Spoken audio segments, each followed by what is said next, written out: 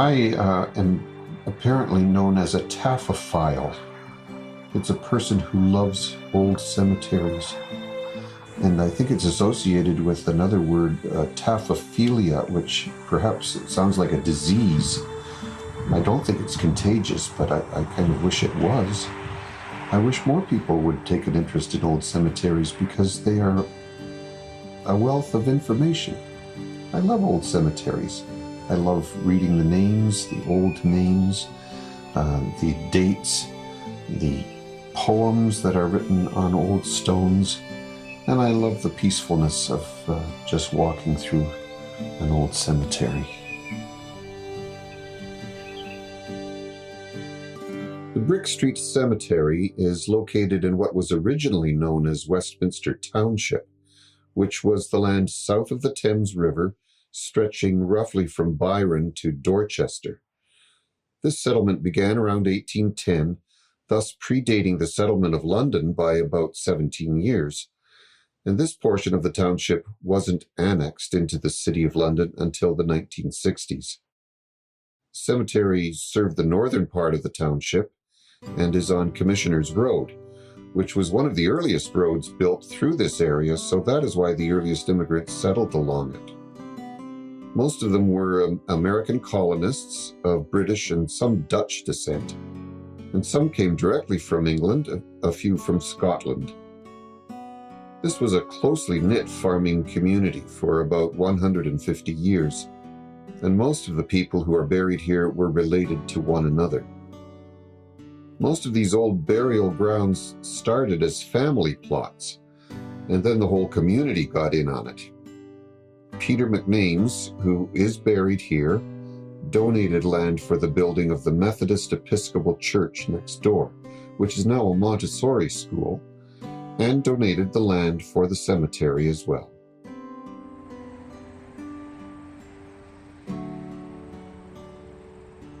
An old cemetery like this requires a lot of care. Unfortunately, the care wasn't there for a number of years, and the cemetery became rather neglected. So in 2006, I was among a group of volunteers who started a community interest group called the Friends of Brick Street Cemetery. Our interest is in preserving the cemetery and promoting its awareness within the community. So we have done a wonderful job, I think, of preserving the stones, of mending stones, researching the people who are buried here. We've done ground-penetrating radar surveys. We've cleared away a lot of overgrowth that was covering a number of stones, and much of this is made possible through the support of the London Heritage Council, which we very much appreciate. As we gaze across the cemetery, we see a lot of white marble stones. White marble was the most commonly used tombstone material in the 1800s. They switched to granite around the turn of the last century, which is much more durable, but it's a lot harder to engrave. Those white marble stones, they were much softer, and all sorts of information could be engraved on those stones, which makes it a lot of fun to read. Stones often included a symbol, which had a specific meaning. Common symbols were the willow tree, which meant weeping or mourning, clasped hands, which represented a parting as well as unity in life and death, a finger pointing upward as to heaven or downward to a page of biblical scripture. A lamb always symbolized a child. Symbols seemingly unique to this cemetery are a wheat sheaf and rake, presumably for a farmer who loved his job. An hourglass for someone who I guess was pretty sure their time had run out. And a 4-poster bed by an open window, which, who knows, the meanings of the symbols are ultimately left up to the interpretation of the observer. This magnificent stone is for Peter McNames, who donated the land for the Methodist Church next door and the cemetery. Close to him is his first wife, Phoebe, who is known as somewhat of a heroine of the War of 1812.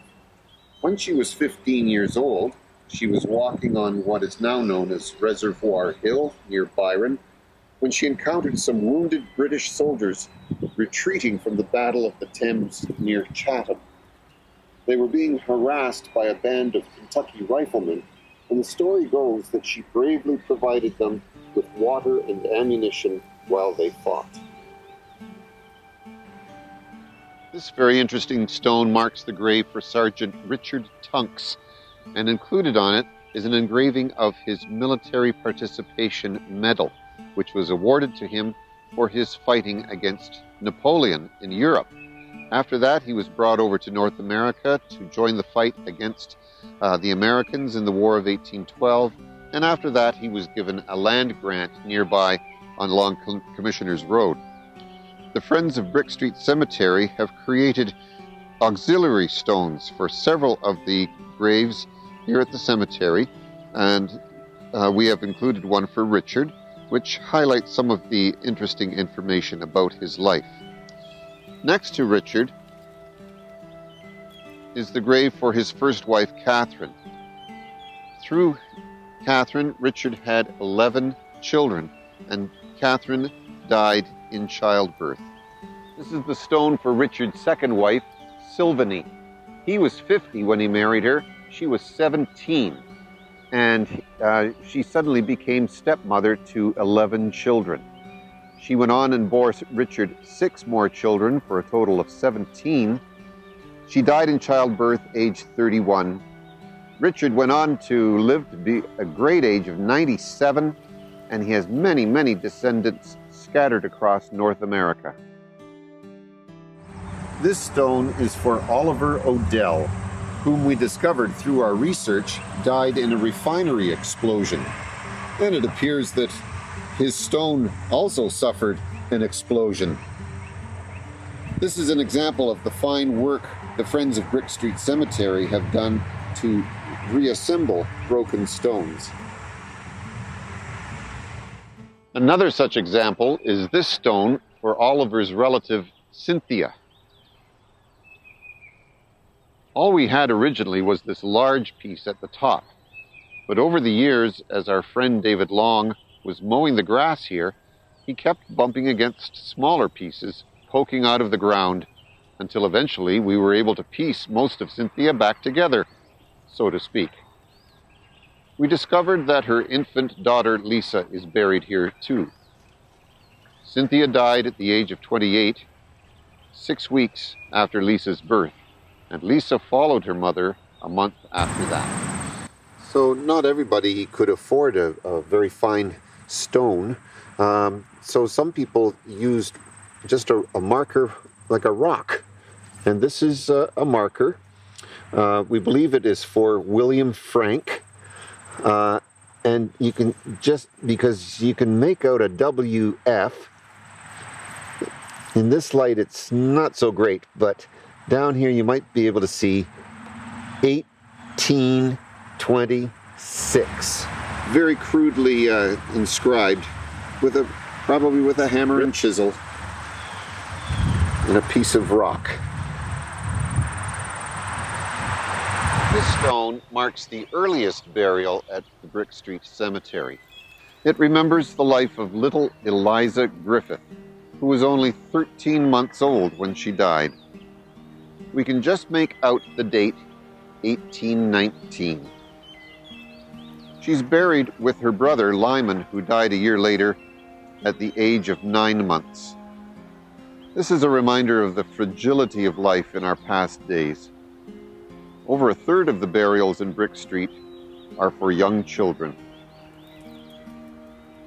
Over here, we have Eliza and Lyman's mother, Amelia, who died young, possibly in childbirth, another common cause of death. And here is their father, Nathan Griffith, buried with his second wife. Nathan established the first of what became many brickyards on this stretch of Commissioner's Road, thus giving it the name Brick Street, producing London's distinctive yellow bricks. Nathan emigrated from the United States in 1812, but when he arrived here, he was forced to sign a pledge of allegiance to the British government and fight against the Americans in the War of 1812. However, Nathan's father, another Nathan, fought for the rebels or patriots, depending on your point of view, during the Revolution. He came up here to be close to his children and continued to receive a pension from the American government until the end of his 96 years. This is the stone for yet another Nathan Griffith, nephew of Nathan Griffith, the brickmaker. His is a great story. In the 1880s, poor Nathan awoke early one morning to discover that his wife had taken his straight razor and slit it across his throat. The ensuing wound was very serious, but the doctors got to him in time and he recovered from it. The newspapers at the time, including the New York Times, reported that she had done this in a fit of religious excitement. She explained later that she had done it to send her husband to heaven, and this, she thought at the time, was a good thing. She was very remorseful and distraught over what she had done. Nathan forgave her. They lived together for several decades more. When they died, they were buried together here in Brick Street, and we see engraved, "Beloved one, farewell." Old cemeteries like this are full of history and really interesting stories that anyone can discover if they do the research.